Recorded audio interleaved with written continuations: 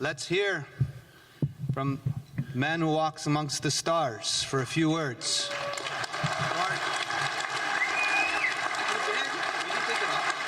Yeah, sure. Thank you.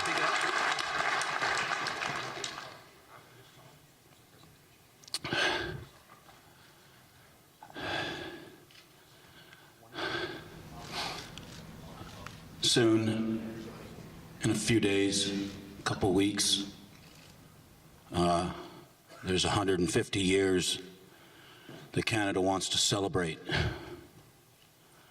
And I will personally then celebrate the birth of our country, celebrate the next 150 years. It'll take 150 years, or 7 generations, to heal the wound of the residential school,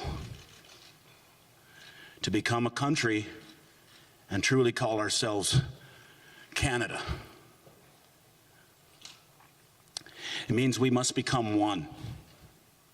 We must walk down a path of reconciliation from now on, together and forever. This is the first day of forever, the greatest day of my life, the greatest day of all of our lives. Thank you.